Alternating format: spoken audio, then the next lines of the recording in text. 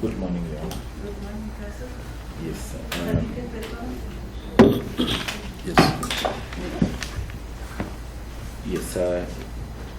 If it may please you, my name is Duncan Okach.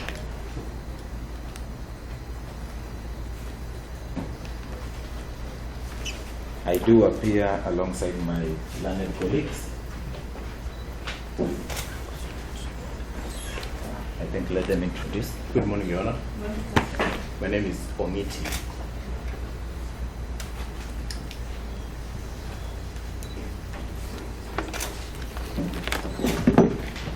Good morning, Your Honor. Good morning, Counsel. My name is Dr. Kambero.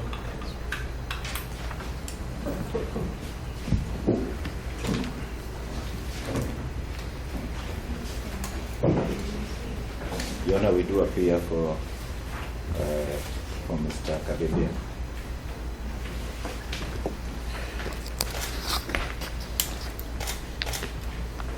Your Honor, if it pleases you, my name is Nyamache.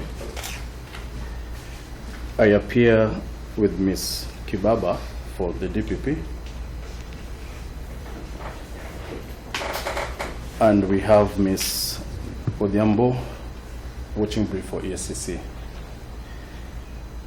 Your Honor, we are ready for plea taking. Okay, I'm going to read the charges. Josephat Gichunge Kabeabea, your charge. Receiving a bribe contrary to Section 61A as read with Section 18 of the Anti-Bribery Act number 47 of 2023. Particulars are on the 11th November 2025 within the Republic of Kenya being a public officer to meet the chairperson, Board of Directors, Anti-Counterfeit Authority. You requested for a financial advantage of Kenya shillings 5 million from Gichunge with intent that in consequence you will forbear arresting and charging Gichunge for purportedly trading in counterfeited motor vehicle spare parts. Is it true or not true? Not true, Your Honor. Count number 2, receiving a bribe contrary to Section 61 as read with Section 18 of the Anti-Bribery Act number 47 of 2023. Particulars are on the 11th November 2025 within the Republic of Kenya being a public officer to meet the chairperson, Board of Directors, and Counterfeit Authority to request them for a financial advantage of Kenya shillings 1 million from Gichunge with intent that in consequence you will forbear arresting and charging Gichunge for purportedly trading in counterfeited motor vehicle spare parts. Is it true or not true? Not true. Count number 3, receiving a bribe contrary to Section 61A as read with Section 18 of the Anti-Bribery Act number 47 of 2023. Particulars on the 11th November 2025 within the Republic of Kenya being a public officer to meet the chairperson, BOD and Counterfeit Authority. You requested for a financial advantage of Kenya shillings 300,000 from Gichunge with intent that in consequence you forbear arresting and charging Gichunge for purportedly trading in counterfeited motor vehicle spare parts. Is it true or not true? Count number 4, receiving a bribe contrary to Section 61A on 11th November 2025 within the Republic of Kenya being a public officer to meet the chairperson, Board of Directors, and the Counterfeit Authority. You received a financial advantage of Kenya shillings 144,500 shillings from Gichunge through Mtorui Erastus Kaibi's mobile phone number 0721-766-124 with intent that in consequence you forbear arresting and charging Gichunge for purportedly trading in counterfeited motor vehicle spare parts. Is it true or not true? Not true, Your Honor. Count number 5, acquisition of proceeds of crime contrary to Section 41 as read with Section 16(1) of the Proceeds of Crime and Anti-Money Laundering Act, Cap 59A. On the 11th November 2025, within the Republic of Kenya, you acquired a sum of Kenya shillings 144,500 from Gichunge through Ntorui Erastus Kaibis, mobile phone number 0721766124, while knowing or having reason to believe that the said money formed part or was proceeds of crime, to which money obtained through bribery. Is it true or not true? Not true. Alternative count 4, possession of proceeds of crime, contrary to section 4C.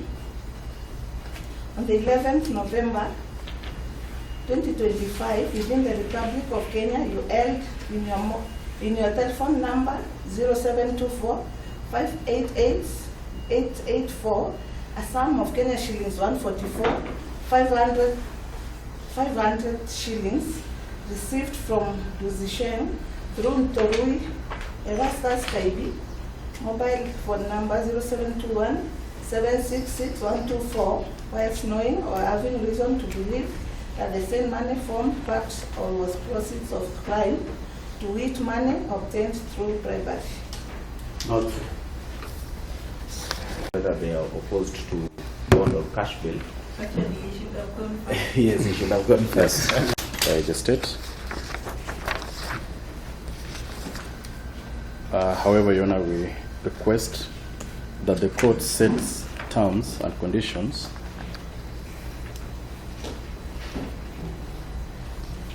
that are commensurate to the charges which have been preferred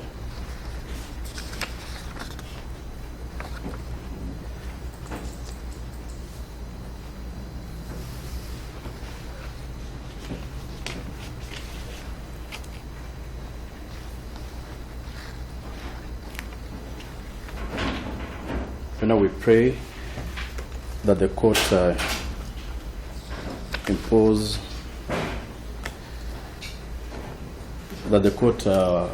takes custody of the accused passport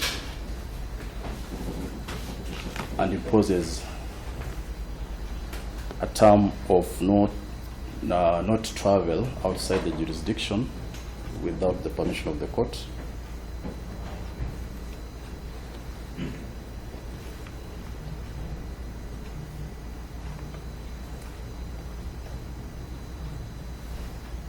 Your Honor, thirdly, that the accused person to not interfere with any of the prosecution witnesses whom will be disclosed in due course.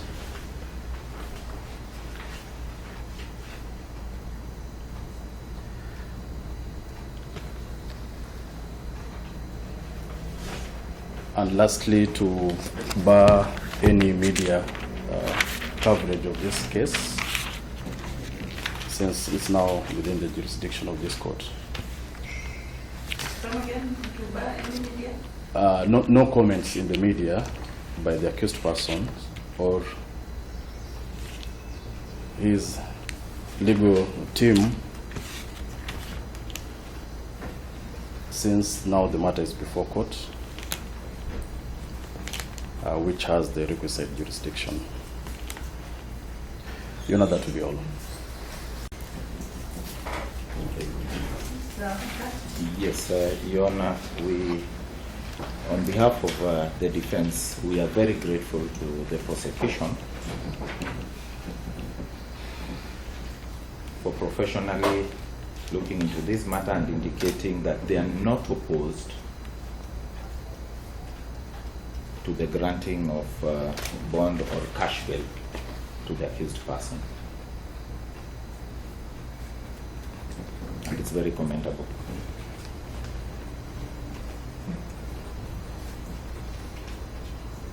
However, Your Honor, I'm a bit perplexed when, having given that concession, on the other hand, you are told that you should now grant cash bail or bond options in a manner that will still seek to negate the very concession that the prosecution has given.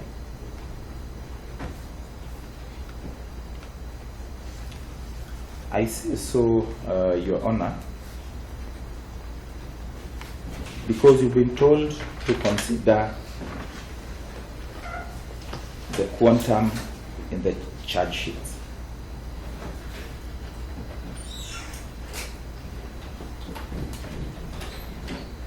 And Your Honor, despite the fact that I agree that that is one consideration that the court will make,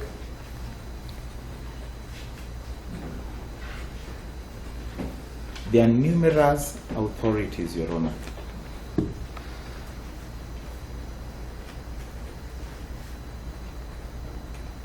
that have directed that even as a judicial mind is considering this quantum, it cannot be considered in isolation.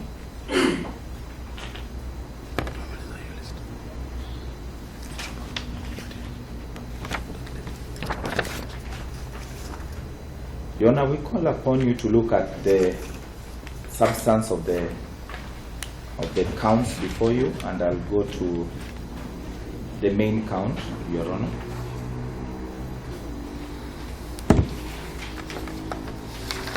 Which indicates, Your Honor, that there it is about a complaint of receiving a bribe. That is the charge itself.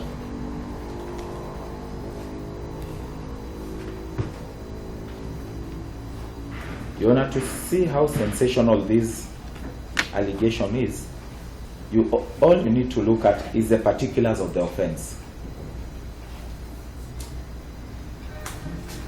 And Your Honor, it was read before you. And the word that is used is he requested for a financial advantage of 5 million. The charge is a headline news, receiving a bribe. Someone will say he received 5 million in his pocket. But when you look at the particulars, and I thank God for this requirement in law, it tells us that they are saying he requested, not received. There's already a misnomer on that. Such that it could even be said here that he requested $1 billion. Will that then mean that the cash bail will be about half or quarter of that? Yet the indication is that it is just a request. And of course, our position which we will say at the point of defense, we will actually persuade the court that this is wrong, but this is not the day to do that. Your Honor, if you look at all the other counts, you'll actually see a repetition of the same.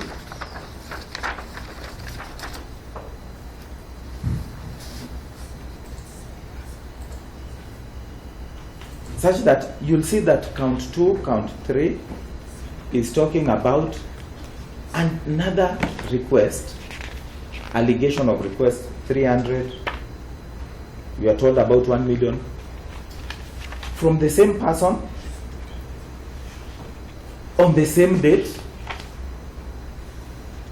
within the same alleged transaction. Such that they are alleging that it was a request of 5 million, it wasn't met, then a request of 1 million wasn't met, then a request of 300. So it is cascading in that particular format. So it's not a different set of transactions according to the allegations. So that it will, without saying this, the court will be persuaded that we are talking about maybe 8-10 million, if you are to look at that. But we are still talking within the request that is being said of 5 million going downwards. And even that 5 million I've already indicated is not, it is indicated as a request, which we will deal with. So to that particular extent, Your Honor, you are then left, in terms of the issue of the quantum, with count number 4, count number 5.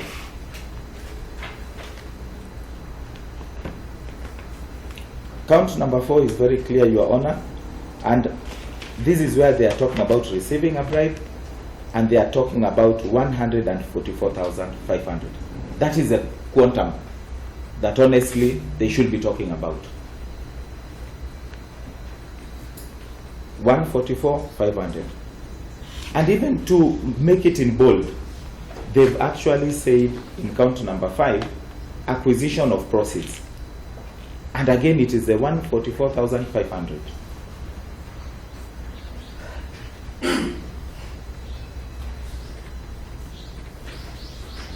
To even show you and demonstrate that this is what they are looking at, and they are not so sure about that, they've even put an alternative count to count 5. Again, the 144,500. As an if this doesn't stick, something must stick. They've given you an alternative. Again, not an alternative of 5 million, it is 144,500. So that's the figure we are looking at. If I am to agree with my colleague, 144,500 is what, if I'm to agree with my colleague, that I will beg the court to look at while considering the amount that the court will impose in terms of cash bail or bond auction.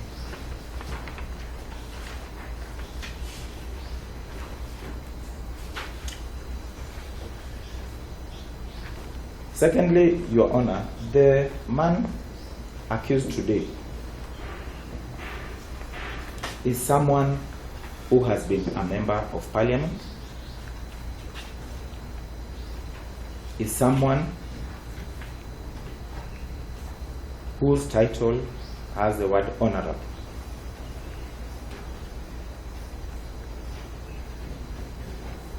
He's not someone who will run away because he has deposited any amount in this court. He is not. So to that particular extent, then if we are to impose such a high amount, it does not then equate to the fact that he will attend court. They have already said they have no worries. In fact, based on the fact that they know he's a man, an honorable person, he will attend court. In fact, my colleague, I almost thought, should say these are people who should be given free bond. He's not going anywhere, and they have agreed, Your Honor. So I will beg the court, in considering that you have been asked to make an order for passport, for retention of his passport or deposit of his passport in court.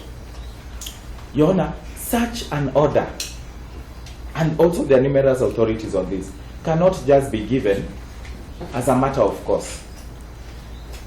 Cannot just be given. Your Honor, the prosecution must demonstrate why that is a necessity, because it is a right that he has, and it does not mean that you are deprived that right just because you have been charged in a court of law. So this court has the powers to make that order. That is granted. But Your Honor, nothing has been placed on record to tell you that we want you to place, to make this particular order because we think we even arrested him at the airport. We even found documents that he's processing to run away. Nothing. In fact, they have told you they have no problem with him. Why then should they try to restrict? Many people are accused persons here, and even eventually, many of them still prove their innocence. Why then do we need to deprive them unnecessarily? And the law is very clear. For you to deprive a right, it cannot be whimsical. I beg the court on that part, and even on the admission by my colleague, that that particular request of the passport will just be punitive. And I don't think it is time to start punishing people before we demonstrate and we prove to the court satisfactorily that he is properly supposed to be punished. You've also been told, lastly, before I invite my colleagues just to mention one or two, that to the extent of publicity, I don't know, this is something that I thought we ended, that you are giving an order that he should not, and not only to him, even to his advocates. I don't know why. We all know the sub judice rule. This court does not need to make an order that on something that is already known. All of us know the sub judice rule. Will cancel our client. It does not need to come unless you are told that today morning he called a press conference outside here. Unless he called a press conference yesterday, then there will be some basis of issuing that order. Right now, on what basis will you issue an order anticipating something that there is no basis of it? Again, it will just go towards trying to stifle his rights. And the next time if you issue that, you'll be told, let all these journalists go out. They also should not report.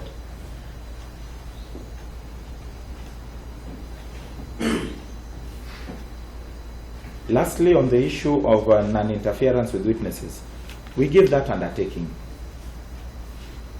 That at the point that these witnesses will be disclosed to us, none has been disclosed, and my colleague has said as much,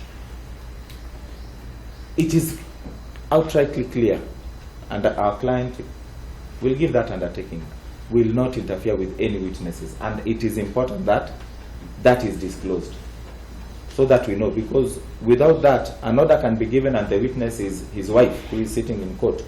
How will he comply with that? So it is important that that disclosure is actually made, so that at that particular point we are able, but granted, it's automatic that part of the conditions, you don't interfere with witnesses. He's been a lawmaker, so he knows about that. They're the ones who make these laws. So to that particular extent, Your Honor, I would really pray that you find it in your heart, favor to grant him cash bail or bond option. At a point, the officers had indicated that they were contemplating a cash bail of 50,000 at the police station. We are not so certain. He's someone who, as a chairman, does not even earn a lot. This is a very big title with nothing. He just gets 10,000 once in a while in terms of sitting allowances. So he doesn't even have that money, as much as he has a very big title. So I would want the court to, in considering the amounts, to also take judicial notice of this particular one. Lastly, Your Honor, we will request for all documentary evidence, statements, and any electronic evidence that they may have to be supplied to us in good time. This is a matter that we'll want to deal with as soon as possible. It's a matter we want to deal with as soon as possible. We know the current political environment we are dealing with, so we understand why this matter is here. So the soonest those documents are brought, we will be able to take the earliest hearing dates, and our client will have his day in court. Thank you so much, Your Honor. With your very kind permission, if my colleagues, there's something I've left out. Again, we want to humbly pray that you grant a reasonable cash bail to our client, as illuminated by my colleague. The charge sheet is quite sensational and probably serving a purpose that is not known in law. It doesn't make sense to accuse a man of receiving a bribe and then delve into particulars and accuse him of requesting. It sounds more of a political accusation. We do not know whether our client is politically wrong, having served as a member of parliament between 2017 and 2022. Your Honor, our client is a family man. He has a wife and children who solely depend on him.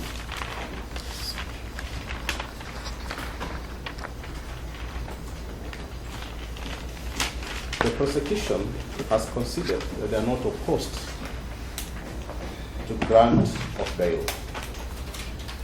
The sole purpose of bail is to secure attendance before this court.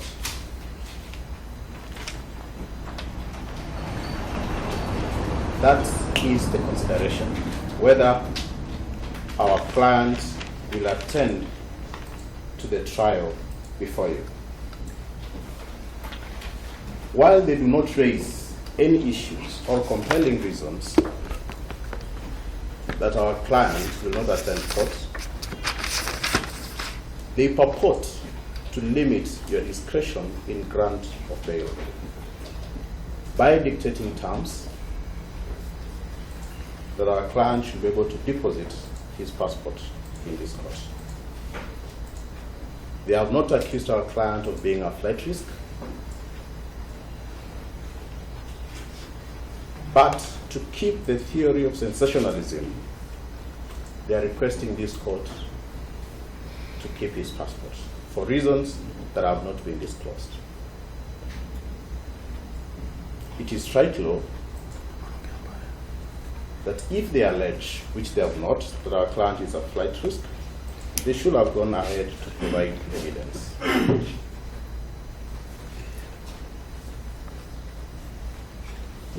They have also requested this court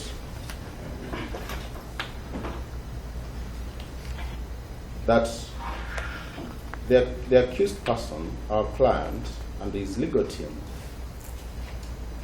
should not make any media commentary. How unjust can the prosecution be to try and curtail the media freedom? Because basically they are not curtailing our client or his legal team, but equally the media from reporting these events. On Friday, when our client was arrested, they published everywhere that he has been arrested. If it was not malice, why don't they want the people of Kenya to know the truth? Because this is a man who has served as a legislator. His name has been tainted in the media, and now they want to bar him from making any statement over his arrest. There was even a press release by the DPP on 17th November 2025. It's a statement on bribery allegations against Honorable Josephat Gichunge Kabeabea, the chairman Anti-Counterfeit Authority.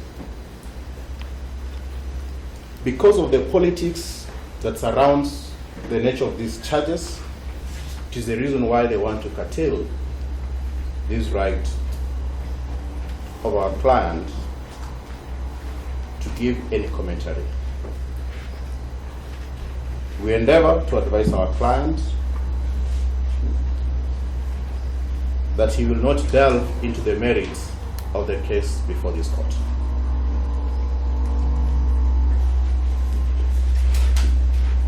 The prosecution fell short of requesting you to ask the media out of this courtroom.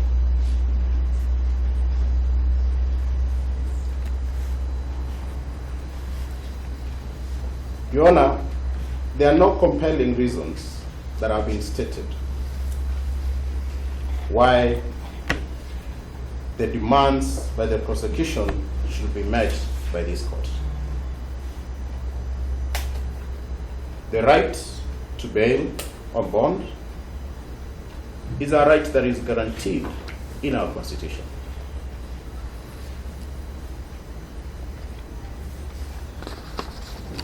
Equally, the judiciary has gone ahead and put forth the bail and bond policy guidelines. Those are the guidelines that guide this court in determining grant of bail. Admitting our client to bail is a discretionary power of this court. The terms and conditions should be set by this court. And where there are no compelling reasons, as this case before you,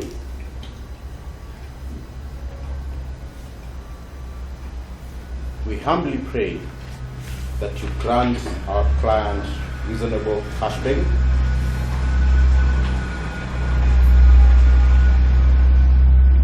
And our client undertakes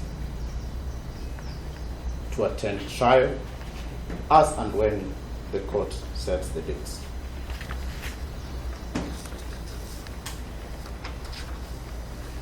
As I conclude,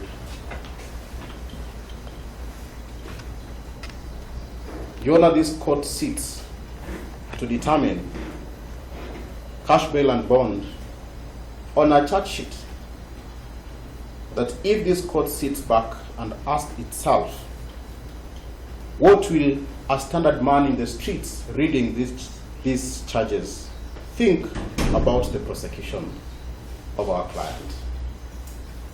That on one hand, you are accusing this honorable man of receiving a bribe of 5 million on the same day.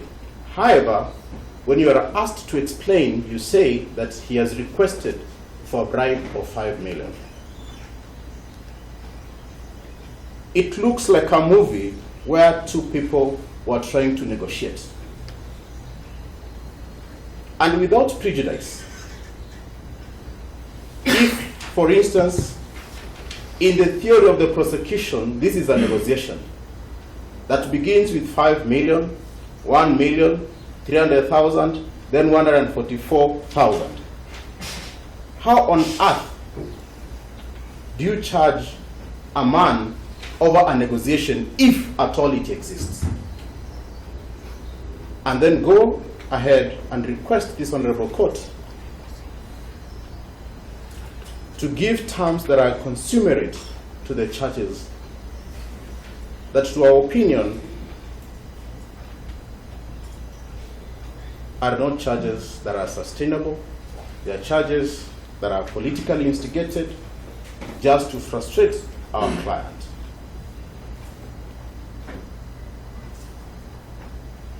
There is only one charge. If at all they want this court to look at the charges and what is consummate for a cash bail, there is only one charge where the particulars align receiving, and in the particulars they talk about receiving through. That is 144,500 shillings.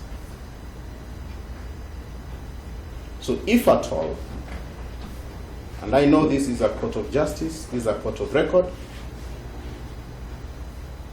if at all they wanted to persuade this court, then that is the amount that this court needs to consider to grant our client a reasonable cash bail.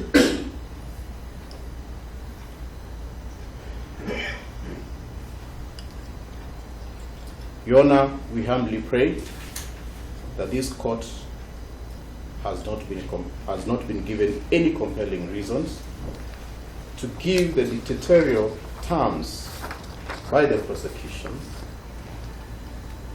and considering the charge sheet before you, we humbly pray that you grant our client reasonable cash bail to enable him prepare for his defense, and on the principle that our client is presumed innocent until otherwise is proven.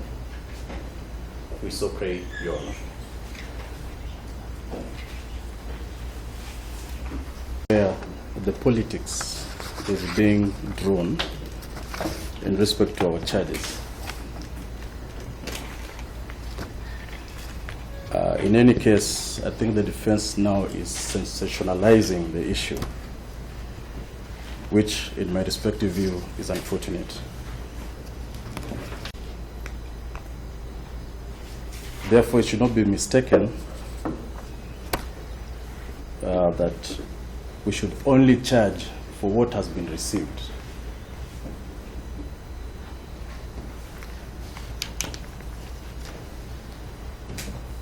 You know, secondly,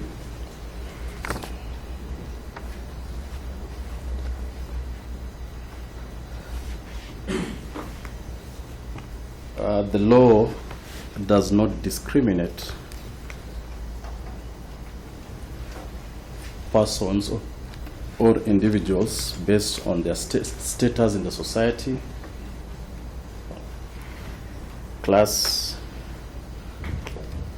or any other classification that we may wish to be known or associated with.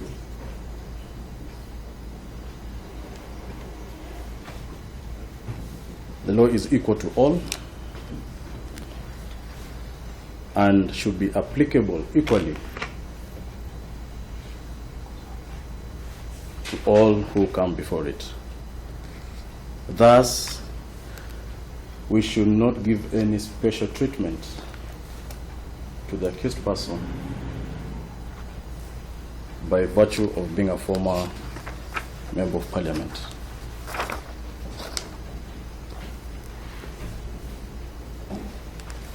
I will urge the court to have that in mind.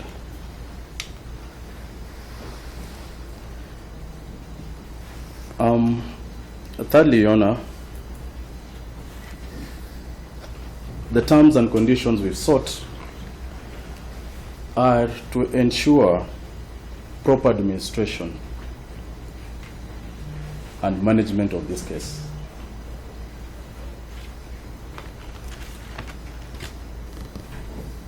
And to safeguard the integrity of this trial.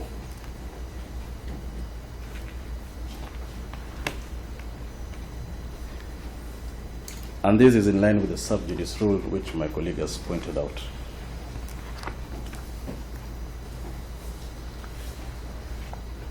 We have not asked for this case to be barred from being covered.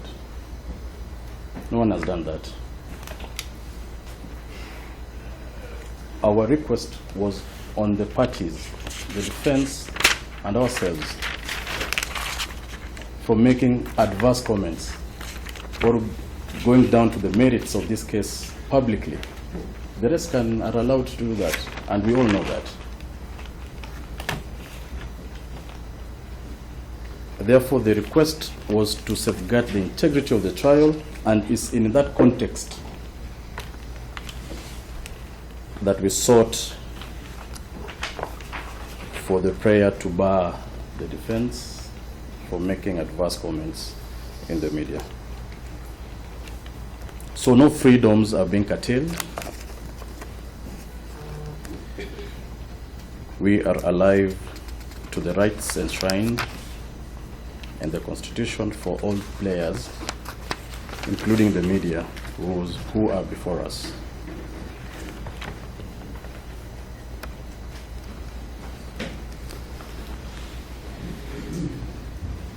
Your Honor, lastly,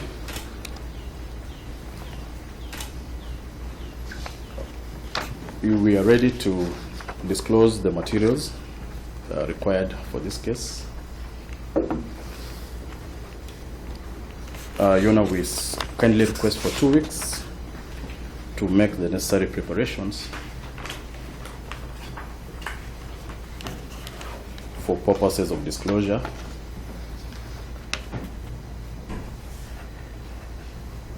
And we'll be ready to take further directions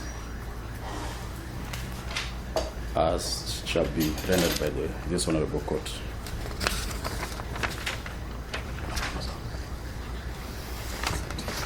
Another period.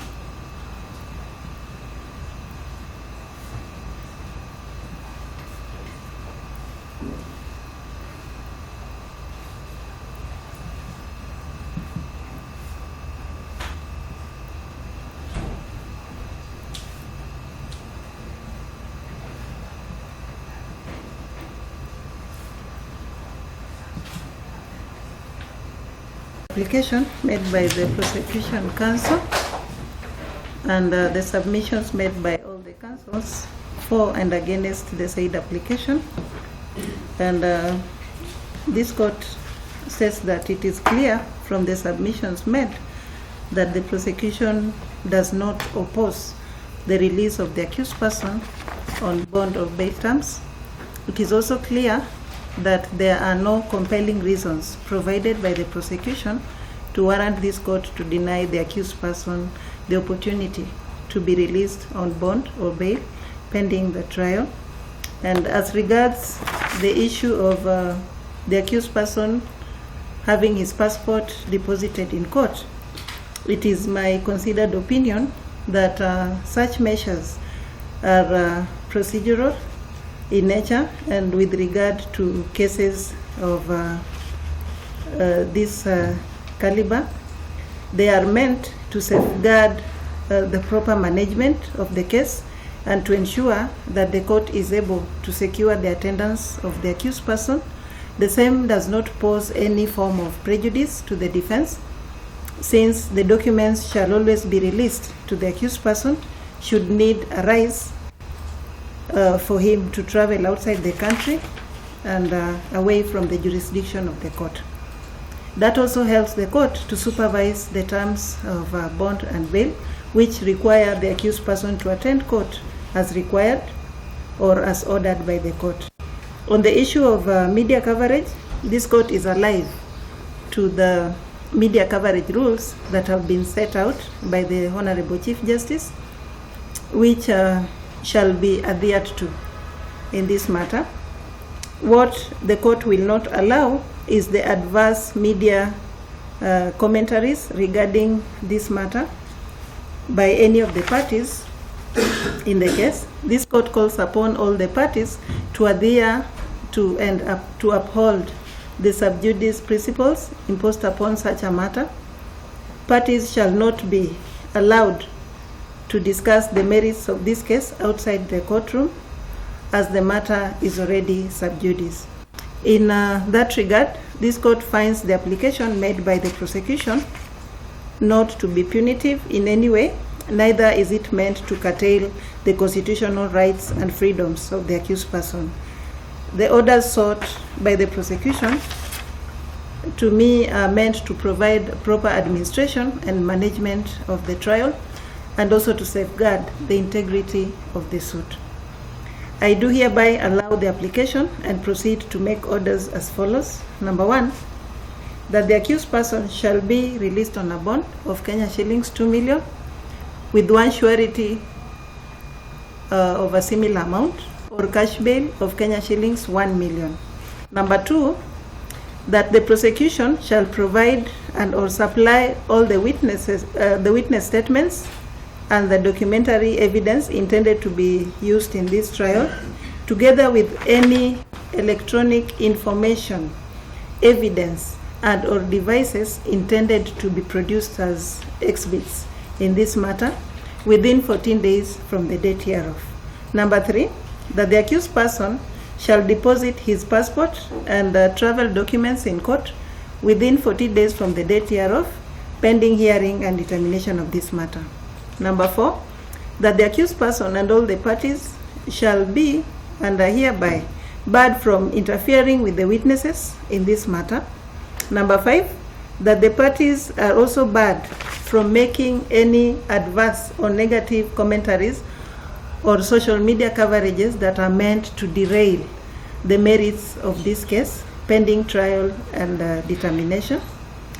Number 6, that this matter is hereby allocated to court number 2 before Honorable Ondieki for trial and for further orders. Those are the orders of the court.